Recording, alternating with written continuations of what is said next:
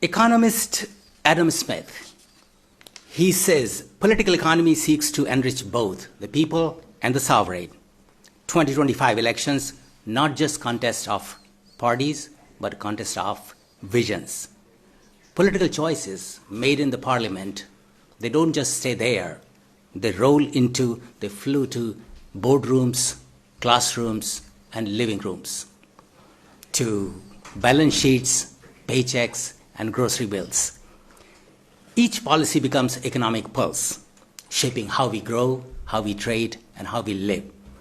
Every decision on taxation, housing, energy, climate, everything has a chain reactions.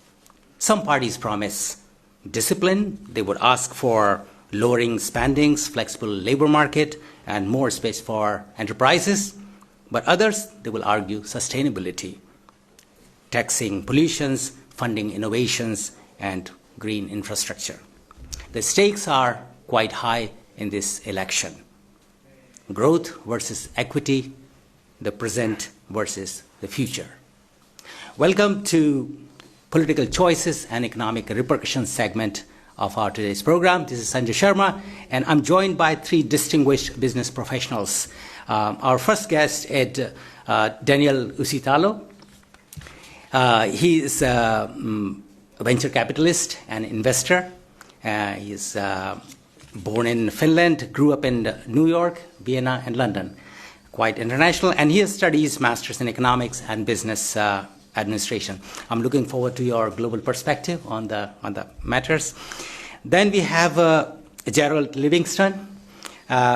He is into AI-driven tech consulting.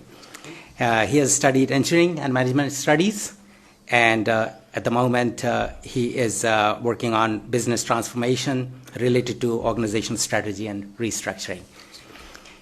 And then we have Milad joining us. Again, he's a startup founder and IT consultant, and interestingly, he has a background in politics studies as well.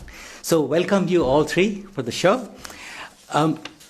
I think I would like to start with one very generic question. If you could tell about your work that you're doing and what brought you to the Netherlands. Why Netherlands? Maybe I can start with you, Daniel. Yeah, sure. I mean, I think the Netherlands was an easy choice for me. It's a country that I've visited a number of times in my life, and I've always had a very sort of good view, and quite into architecture and design and these sorts of elements which kind of contribute to nice livability and the visual aspect of things. And so you're kind of surrounded by very nice design and things like this. And in terms of kind of the more specific kind of actually transitioning to an investment operation that's based out of the Netherlands, I was previously working for a fund in Finland, and I was looking for something new. I was looking for a new opportunity to kind of expand my horizons in Central Europe, and I think the business culture is also a very interesting one here. It's quite direct. I think people are quite open to providing and receiving feedback and things like this, and I think that creates a nice dynamic for a lot of these conversations that I also have like on a day-to-day basis. So it was an easy choice. Okay. What about you, Gerold? Yeah, I came to the Netherlands in 2011. So there was a time when there was a lot of transformation happening. So I was part of business transformation, trying to transform data center, cloud kind of things. That's when the cloud was also picking up. So there was a lot of organizations looking at transformation. I came here for a very short time. Mm-hmm. I've been traveling to other countries before that. So Netherlands was probably the third country that I relocated for work or traveled for work. Then it started that it was a small program for 3 months, became a year, became 3 years. It was also a good choice because there was a lot of, even at that time, there was a openness to internationals, even in the Netherlands. It was quite interesting, and it was a good transition for me, and eventually settled down here. It's been 14, 15 years now. Okay, and you moved from, where were you before? So I was in India before. Mm-hmm. So I was in the US for work for a few months, and then moved back to India, and then back in the Netherlands. Yeah. Perfect. What about you, Milad? Yeah, I was born and raised in New York, and started my career in corporate law for the first couple of years at a VC law firm. Then I switched to consultancy, which I've been for almost 6 years now. Transferred to the Netherlands here 3 years ago. in 2022 to help establish a branch for their telecoms advisory of my firm. And I've found it to be an amazing environment to work in. It's been really a pleasure to go to the client sites, work on projects here. And what I found is the business culture here is very straightforward, direct. It's easy to work with people. There's less, I feel, of the political culture that is there in some of the U.S. clients. So I really enjoy working here. And on the side, I also started a startup here after my normal work hours. And it's also been a pleasure to work with other startups and the whole startup ecosystem in Netherlands. So. Perfect. Well, we are in the election mode at the moment, and I would just like to know on the business aspect, the business environment that the politicians are paying attention to. So do you see that any specific provisions or, interest that they are showing to probably for the betterment of the business environment from your industry point of views? Yeah, I feel like it's right now there's a lack of focus on this. There's a lot of issues related to both the talent, the tax, also the startup funding. I think these are areas where the current government or the current discussion has not been going successful. So I think these are areas that are currently lacking. In particular for startups, scale-ups, these sorts of companies. Yeah. So you talk about talent management and taxes. Yeah.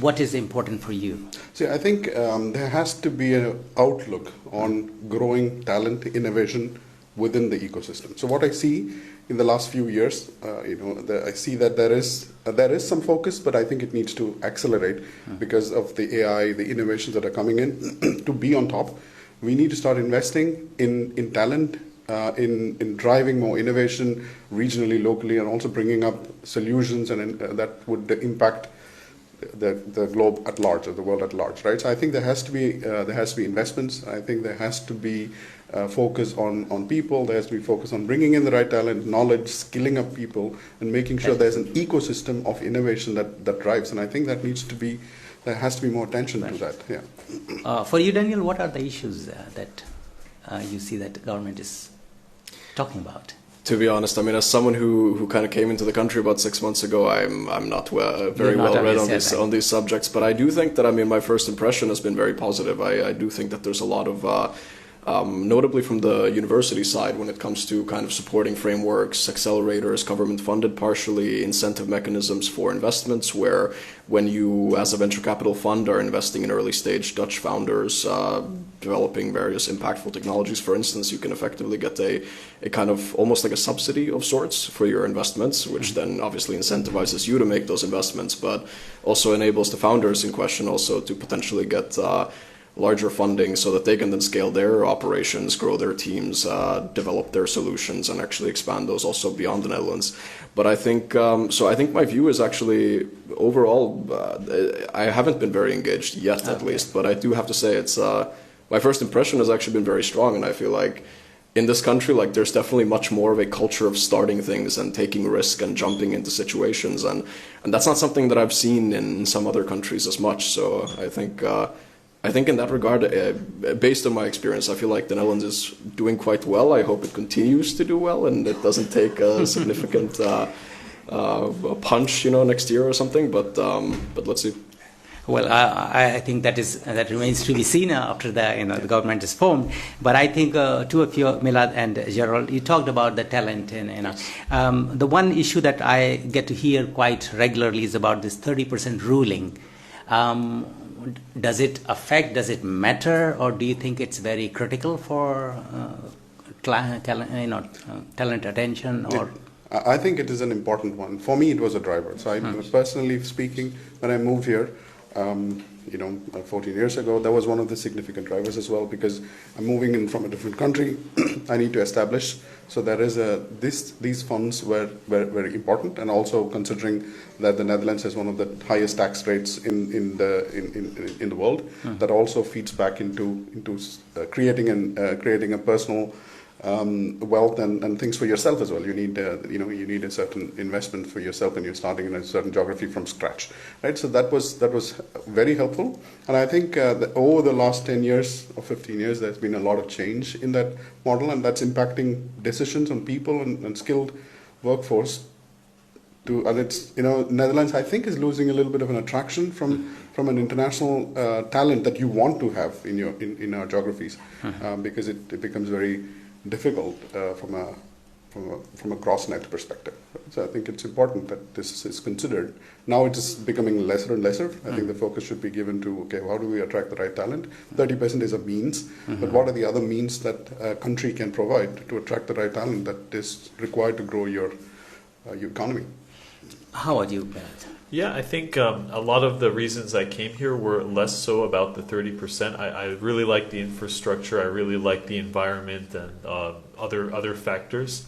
The 30%, although I as an expat benefit from it, I do feel it could be reformed in a way so that there isn't as much friction between expats and the locals. I see it as maybe there could be more starter, for example, if you start from university here, you could also benefit from some similar schemes so that there isn't as much of a divide between expats and locals. But definitely I do feel on the tax there should be some reforms made to make it more attractive for employees to also build businesses. Yeah. Okay. Do you have From my not side, confronted yet? I've experienced this the 30% ruling quite recently myself, and been engaging with a lot of these topics quite actively in the last 6 months. Of course, having just arrived, but I think, to be honest, the 30% ruling wasn't actually something that I was even aware of when I applied to this country. I only found out about it pretty much like 15 minutes before my final job interview, because I was Googling something about the taxes in the country. And it's something that definitely has helped me a lot in setting myself up and kind of figuring everything out, and especially in a kind of a housing market that is, not the easiest to, grapple with, and the prices are not the lowest, I would say, relative to, for instance, average incomes and such. But I think it's an interesting incentive, but also maybe from like a Nordic perspective, for instance, one of the interesting elements here is I think there's a lot of my friends in Finland and in Sweden, for instance, who look at the Netherlands as a potential place for them to move and work, and kind of aware of these tax incentives in any way. They just know that it's a kind of country that is very comfortable to live in, and the people are quite straightforward and generally quite nice, and there's like a nice atmosphere that I think actually attracts people like on an individual level. But of course, when you're thinking about it from like a larger corporate scene, for instance, of course, where you're hiring tens or hundreds of people at a time, then of course like these kinds of elements will need to be kind of considered a lot more specifically as well. But yeah, I think it's been well received from my end, and I hope that it continues, because I think it's made moving here a lot easier, of course, because it's not a cheap country. Precisely. Though you have not learned about it, but now that you know, and if you need to hire people, then you know that it's actually one of the major incentives. Absolutely, I think that's a very one of the key factors as well. There are other factors in terms of living standards and the benefits and the happiness index, which is often spoke about, and I think that's quite true. From a financial standpoint, of course, 30% or these initiatives are interesting, and I also like the way that you mentioned this is a lever, right? I think there has to be many more levers to attract the right talent and keep the talent in-house as well, so that the talent stays, and we're able to build up an economy of innovation and of growth and entrepreneurship and driving more value. And I think this is one of the levers, and I think there could be many more levers that we can I would think like to pick up on that, because I think all of us here on the startup culture, basically, you're part of it. What do you think, if you compare with the places that you have lived before or you're familiar with, how is the startup culture? How it's easy to be an entrepreneur here? Can you start with that, Milad? Yeah, I think the culture is really wonderful. I think people want to, they're not opposed to the idea of someone building a new enterprise. I think that's cultural-wise really good. I think when I compare it to the U.S. though, where I think it's lacking here is on funding. I think the U.S. has much more deal volume, much larger deals that happen in terms of financing, and it's quite difficult here unless you're in one of three segments: agri-tech, fintech, or, for example, life sciences. So I do think there should be more funding opportunities, but culture-wise, the talent is there. People are excited to build companies here. Yeah.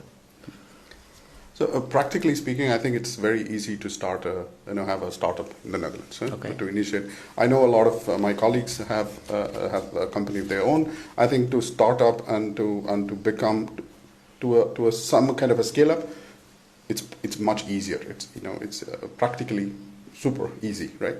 But when it comes to investments and innovation and driving funds, that's a different topic, right? Because what I see is that in the last 5 years-ish, the funding, the way there is funding, but the thing is the expectation around funding has changed, right? In the sense that earlier you have a great idea, and the idea has a vision, you have a business case, and you used to get funding. But now, the whole world probably has changed to you need to have a prototype, and the prototype has to provide value, you have these first orders, and then the funding, while it is there, it is a little bit more difficult to reach it because of these demands that comes from the investors, that okay, what is the value that you've bought so I can invest and build up. So in that sense, the whole funding around innovations and inventions our startups are slightly changing, in my opinion. So what you're saying is actually there should be a reward system for experimentation rather than just the success. Exactly. Right? Yeah. Okay. What about you? How do you see it? I think, in terms of the funding gap, I think it's kind of undisputed that definitely there isn't enough investment going on in these spaces, and there's a lot of incredible technologies that are not being funded in their current form today. But I think actually maybe as one cultural element that I'd love to also highlight is that I think because of how big startups and the concept of entrepreneurship has become over the years, and how we've seen, a lot of media and seen these incredible stories. From the Nordics, for instance, Lovable, which, got to 100 million recurring revenue in like 9 months or something like this. You see these incredible scaling stories, and then people start kind of building their own views and their own plans for their specific ventures around these same expectations. And it's also kind of, for me, the thing that I'm kind of focused on is that some businesses don't need to be these kinds of scale-ups. There can be a lot of very interesting business cases and potential products that a lot of startups are developing that don't need to scale to 100 million revenue. They don't need to get to unicorn status. They can just, develop an interesting solution and deliver value in a specific niche where they're operating. And so there's this kind of divide between startups where you might not have a solution that is inherently very scalable, but you're trying to kind of portray it as a case that, is VC fundable.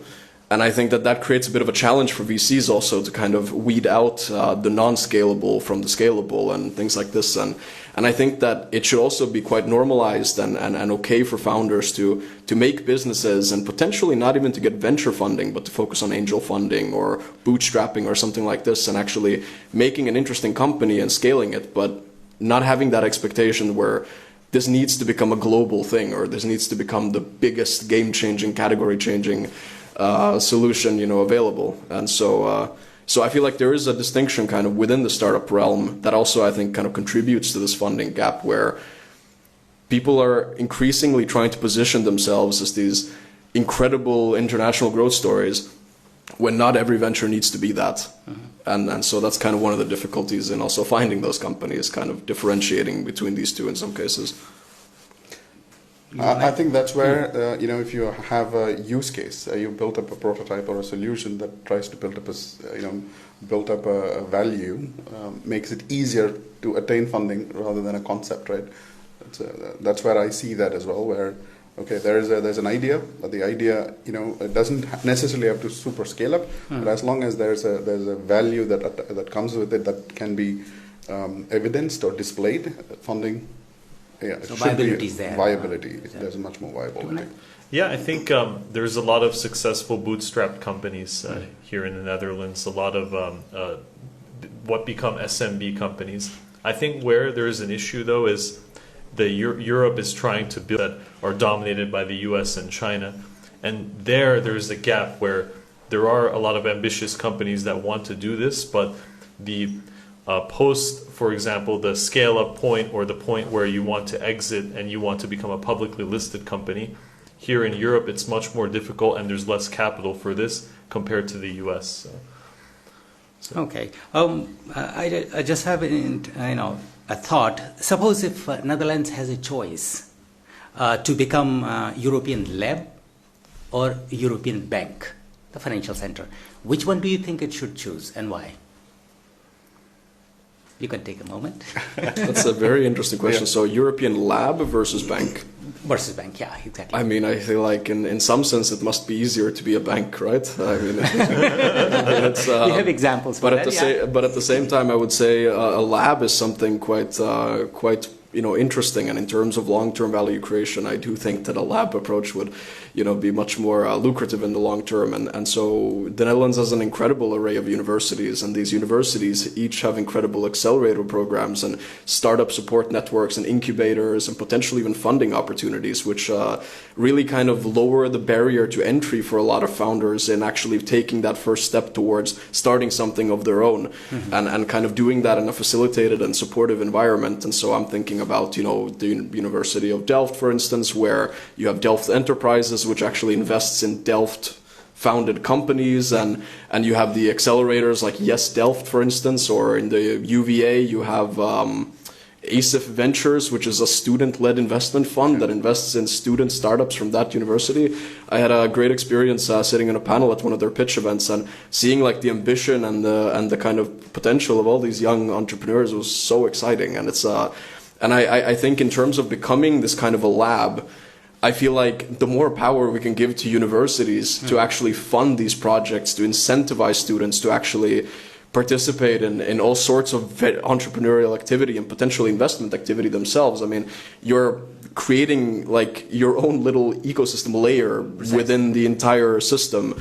And I think universities also, I mean, if we're kind of taking this back towards politics a little bit, they tend to also be a lot more open spaces where you can have discourse, you can have debate. You're not kind of, I mean, I would say it's quite rare for a university, let's say, to be right-leaning like heavily or something like this. So it's more of like an open space that invites you to learn more and to explore and to challenge the ideas around you. And I think that the more power that universities have and the more resources that they have to actually be able to deliver on those means, the better off they're going to be, and the more interesting, early stage, ambitious founders we're going to see. And I look forward to seeing that happen, hopefully. So you're in favor of a lab. What about you, Milad? I would say bank, because I feel like that's already there. We are already a lab. We have the talent at the universities, and now we have this incredible opportunity post-Brexit that the Netherlands can become a place for banking and financial services. So this is the place, the time to build your capital markets up. So I would say this is the time for Netherlands to become a bank. The bank. What about you, Gerold? I would be more in favor of bank as well, in the sense that there are great ideas and inventions. There's a lot of things that are coming in from our universities, technical universities. I think it would be good to start investing back in and building them up. So in that sense that we start building up strong banking infrastructure network to support these and start building up. So it's not that entirely a bank, but a bank that provides to a lab and start building up, and it becomes a cycle. Right? You start driving innovation, start building up more ideas and solutions, and feeding back into a more comprehensive economy, financially stable and a stable economy, that building it back into labs. So it's kind of a cycle. So, but I think we have strong innovations and ideas. I think investment, the building up, will kickstart that cycle, or maybe expedite the cycle. As one quick addition to that as well, and I definitely see where you guys are coming from with this, and I think that maybe in terms of the funding gap as well, I mean, if the Netherlands was more of a bank, then I do think that there could be also a lot more opportunity for innovation loans, for an undiluted funding. These are the things that actually, I mean, obviously I'm biased when it comes to venture funding, because I like to fund companies, but I mean, loans and non-dilutive grants and support for specific FOAC establishments. Let's say you're building some sort of a new methanol synthesis process, and you need to build your first of a kind before you're able to then sell that to whichever company might be buying it. I think that kind of funding is also incredibly vital, and that's something where if we were much more of a bank, I do think it would be easier to enable those kinds of things. Yeah, and companies would also be willing to take risk and invest into new ideas and things. Otherwise, if the funding is a little tight, and they also choose to invest in things that they believe they would be right investments, and then that becomes difficult. Well, I hope that the next Minister for Economic Affairs is listening to, or in the technology ministry. We talked about the lab, and given in the past years or so, there has been major fund cutting in the education institutions. Of course, they are funding all these STEM sections, but I just want to know, because you are into business domain, if you have to actually bifurcate these two, STEMs and non-STEM subjects like social sciences, humanities, do you think in the process of economic development and social prosperity, there should be a good amalgam, or we can just focus as a country specializing in technology and finance? So I think both are important, right? But I think there are certain sectors which will drive your economy, and there are certain sciences or studies that drive your social behaviors and trends. One cannot be without the other, right? So while one could drive your economy, but to keep your people in a way that they are mentally, physically, and emotionally healthy, you need all the sciences to work together. So there has to be investments. It has to be separated from the revenue that each of these could create, because some of them are not necessary to create revenue in a healthy way. So there needs to be investments. It's not that it would generate revenue, but it needs to be there to create social harmony. So there has to be investment on all the areas. But to drive that so to invest into other sciences, social sciences, there has to be also sectors that drive revenue, so that you can also invest into people and their health. So overall, it is important to focus on things where you create revenue on certain streams. You need to invest and focus, but also invest back into people and social sciences. So you also do research and development on how to improve the people quality of life, and also we talked about things that are needed, right? For example, there's a shortage of housing, the consumer pricing index is going high, so how do you manage all of those? So those are all sciences that needs to be there, and driving investments in building up those initiatives as well. What do you say, absolutely, I think you need both, because think, for example, the issue autonomous cars, or in life sciences, you need someone who could think of the ethical questions about this, not just the engineering problems. Or think of, for example, the legal system. The reason that the business environment here is strong is because of the robust legal system, and this requires people from the social sciences. So you need both, and I do think the education cuts are a concern that this could go down, but as of now it is pretty strong. Yeah. And I mean, from my view, I definitely echo that sentiment. I think definitely important to have both. I would say if you had to pick one, then I would almost lean at this current stage of development and how good develop the commercial scene is and how much business expertise there are in this country. I would still lean towards the technical side of things and STEM subjects.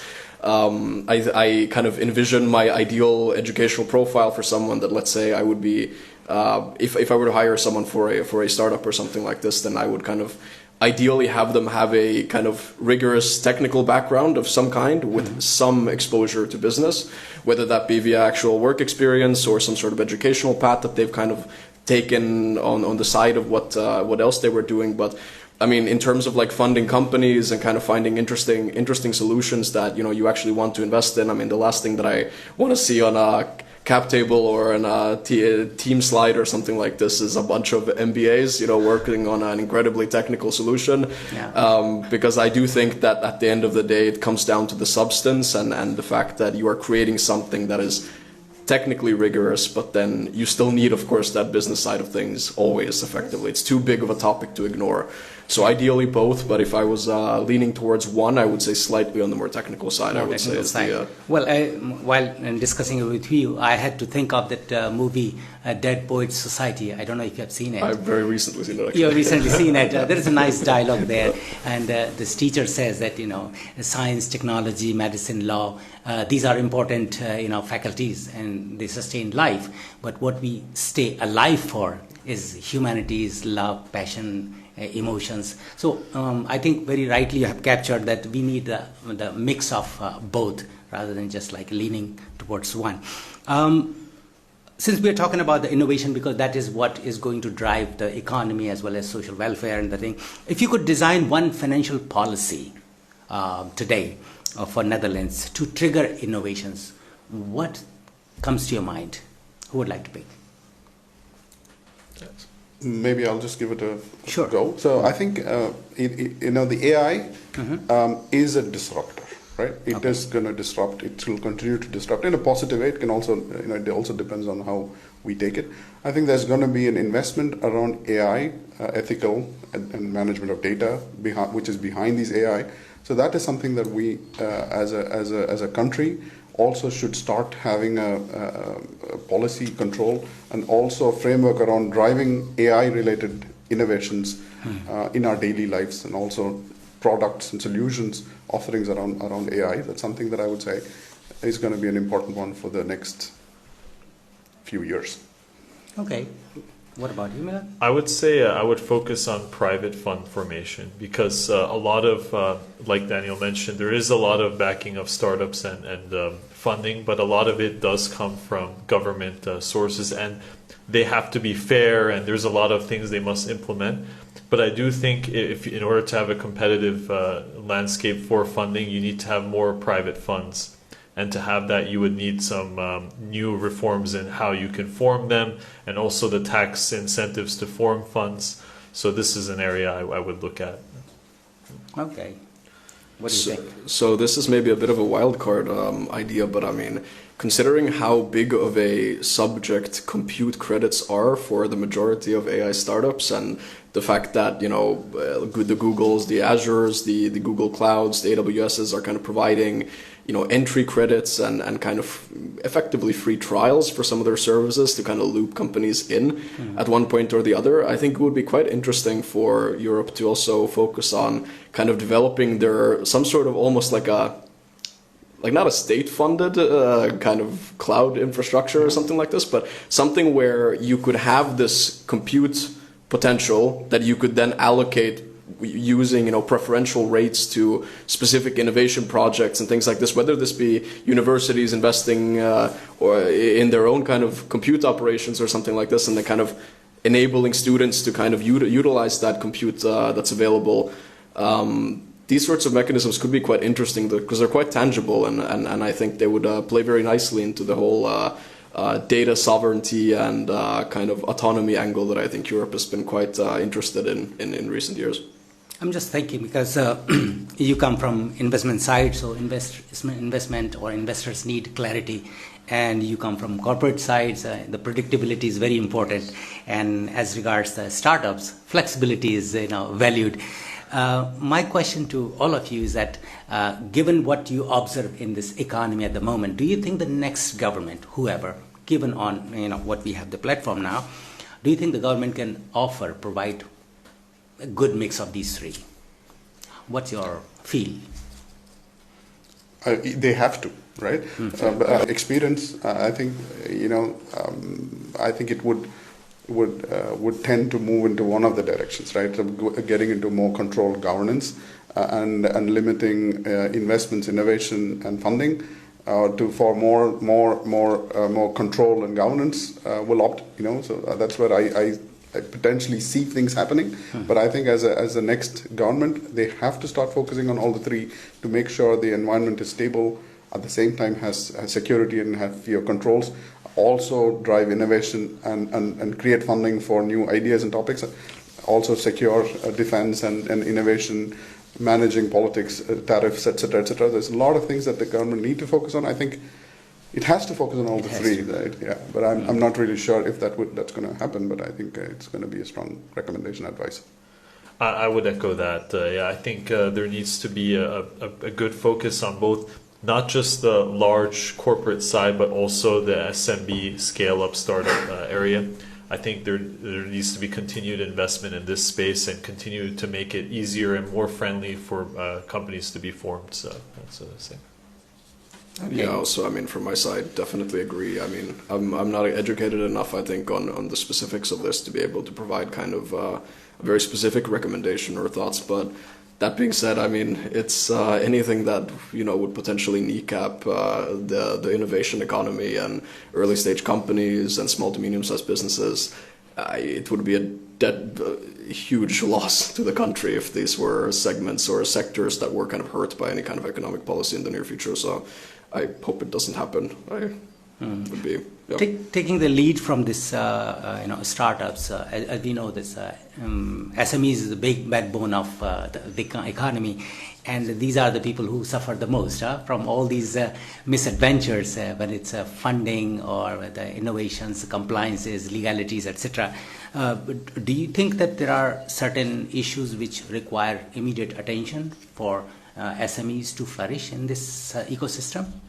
I would say absolutely. I think there's the debate on box 3, taxation, which is there's a lot of discussion about scale-up startups and also family businesses in that.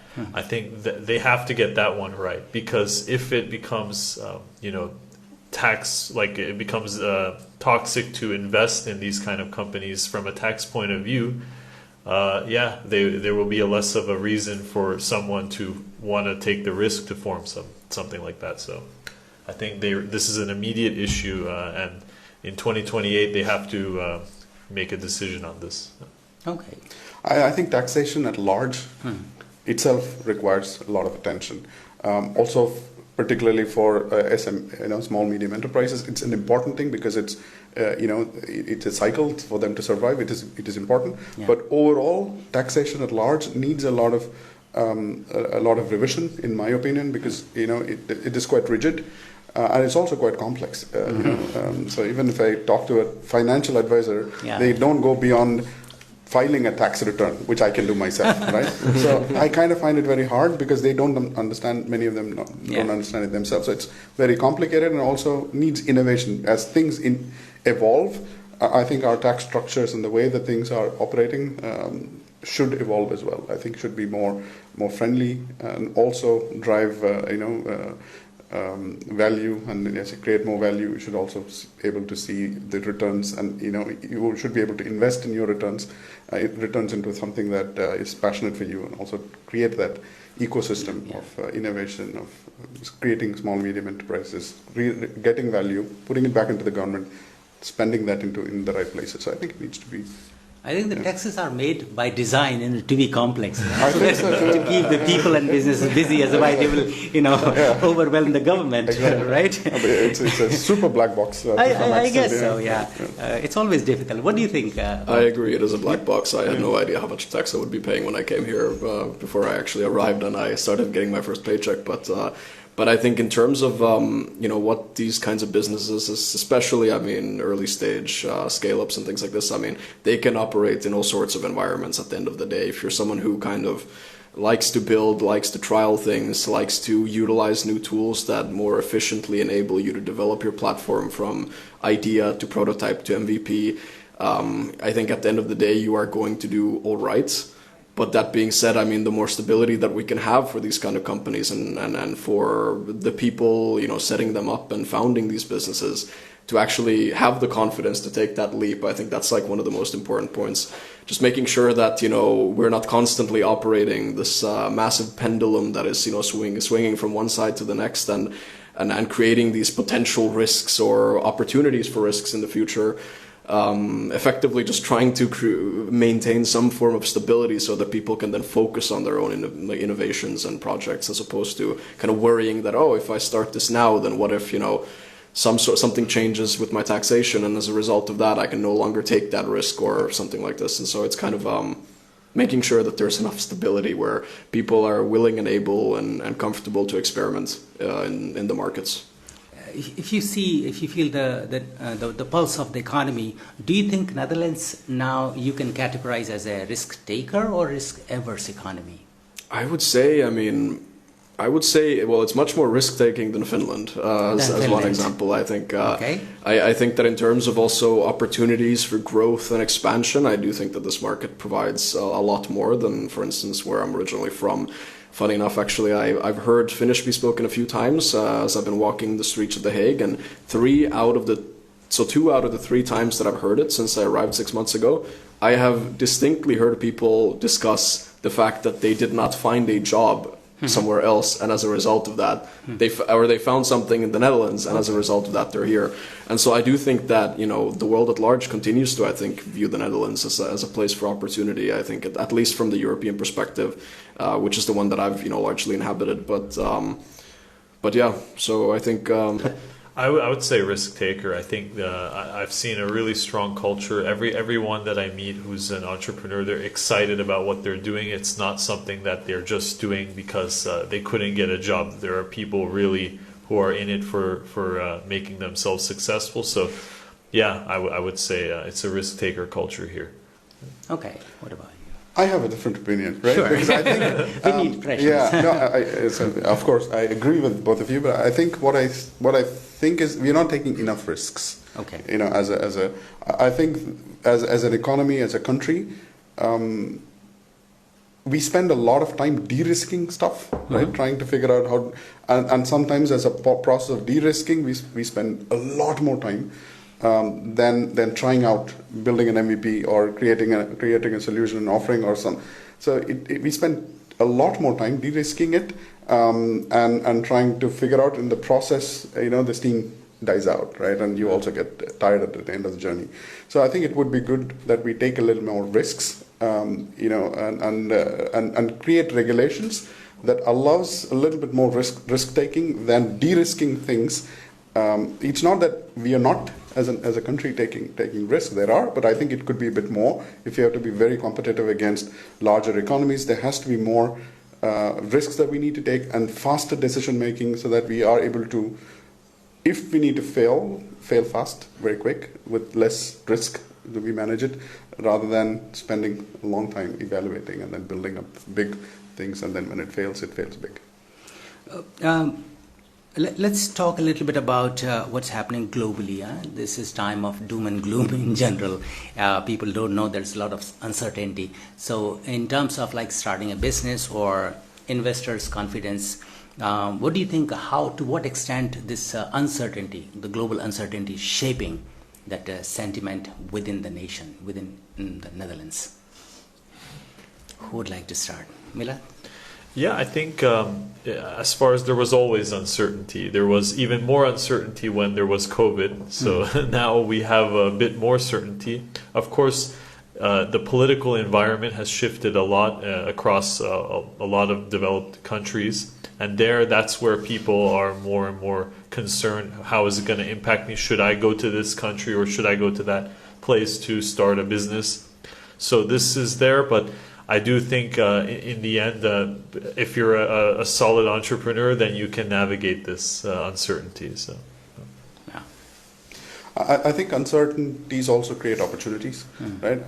It's important to also look at the opportunities that comes during these uncertainties. Of course, there was Corona. After that, there's a Europe war, which also created a lot of uncertainties, energy crisis, etc. But now with political changes across the globe and tariffs and things like that, while it creates a lot of uncertainties in terms of how economies and how countries are going to handle, I think that also creates opportunities because it's also creating new markets, right? So when there are goods which are high tariffed in a particular market, it also creates goods for a different market which you can potentially acquire at a lower tariff if you are open to it. So it also creates opportunity because there is supply, but if you can create the demand, you are able to manage that supply. So in that sense, there are uncertainties and it continues to be. We've always had uncertainties, but how do we navigate those uncertainties and make it into opportunities is an important thing. I think there are some opportunities now, which if you're able to manage it and drive it well, I think that's going to create massive opportunities in the near future. For you, Daniel? I think one of the interesting elements within the startup space is the fact that European founders continue to target the United States for their expansion, for not just their expansion, but sometimes, setting up Delaware Corps or trying to apply for a Y Combinator and actually staying in the US market and getting US investors and things like this. And while I would say in its current state, the United States has quite a lot of uncertainty. I think there's a lot of interesting things going on, some very horrible things potentially, but so still seeing that in a place that is, I would say, under such uncertainty as the United States, for instance. I mean, obviously economically, it's so big that that alleviates some of that stress, of course, for a lot of companies making those decisions, and it's this almost like too big to fail kind of organ of the world, but companies still kind of want to continue making that jump and kind of jumping into that uncertainty, and And so I feel like the bigger problem around the market uncertainty is how do we create enough of the certainty where we are, where these companies, might be comfortable or might be incentivized in some way to actually stay potentially in Europe and actually set up their companies here, and creating that business environment for them to actually flourish here, as opposed to going to a place that is arguably, much more uncertain potentially, and taking that step in that direction. So, yeah. Well, as you can see that when there is a spring, then I think every bird can chirp and sing songs. But the real strength, we know when it's autumn, fall. So earlier things were different, but right now we are having issues like a defense budget, fund allocation. So it has to come from somewhere. And this war was not expected. It's prolonged out of expectations. And then on top of it, the Trump administration and the tariff thing. It has, in a way, shifted the alliances which, conventionally existed for a very long time.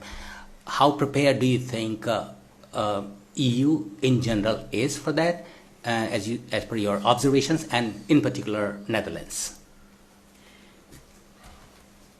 I think I might pass that one over to someone else in the Okay. group. I think that's Maybe you can start with I can give my reading, right? Yeah.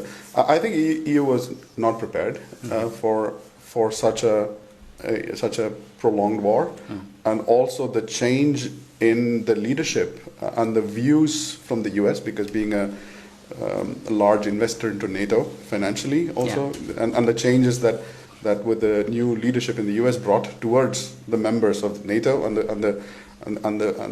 the force of need for each country to start investing, ramping up the economy, to start investing into defense and tech that supports the NATO. So in that sense, there's a change which I think Europe at large, the Netherlands in particular, was not focusing on before, and now there's a reality. So we need to start looking at building defense capabilities and also investing into defense, and that's something that that's a new reality that we need to wake up and start thinking of. I don't think they were prepared, and it's coming across Europe, and I think we need to also realize that. But do you think that they are in the process of preparation? I'm not really sure yet, because it's a new thing, and these are things that doesn't happen overnight, right? Yeah. And while changes have been forced, and we need to, and there's also a ramp-up plan that's been proposed. I think as long as we continue building upon that ramp-up plan in a way that we're able to invest into defense and things like that, that should be possible. But I'm not really sure if that is happening now, or we need to see it. I don't know what is the status as of now. I don't know, but I think that we will be forced. I think in the next 4 years things will change. What's your reading, Milad? I would agree with that. I think they were not prepared, and they should have seen it coming with Trump's expected re-election, I think. And in this case, now I think they're doing a lot of the catch-up work, although I think they've reached a consensus on this. Even some of the far-right or far-left parties, they know this is an important issue that they need to be united on. So that's kind of unique. So, I think they were not prepared for the NATO issue. They were also not prepared for the tariff issue. That's another one. So these are things that they need to sort out with urgency. Yeah. And how critical was this energy transformation for them? I think it was incredibly critical. That would be an understatement. Yeah. So. Yeah, because I think that has also changed a little bit the landscape in the social or the social changes within. People are feeling the pinch of that, energy prices, and these are the real issues which are not in the economic discussion at the moment. Do you want to add something on it? I mean, from maybe the innovation funding perspective, I'd love to see more resources kind of go into what can authentically be categorized as dual use, something that is both useful from potentially a military perspective, but also from a kind of infrastructure development perspective. Let's say communications infrastructure. Yeah. It's going to obviously help you a lot in a conflict situation, but it's also going to support you in doing whatever it is that you're doing with your economy at the moment. And so kind of leaning into that dimension and seeing how much funding we can actually allocate to those kinds of businesses that will benefit society regardless of if we would need to ever use these for any kind of military application. So I think yeah, making a distinction between those kinds of innovations and trying to support those as much as possible, I think would be very interesting.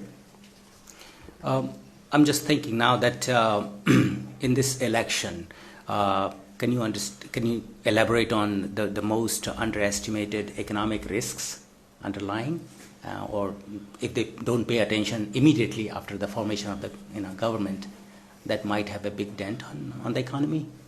I would say real estate. Real estate. Because that's impacting a lot of people.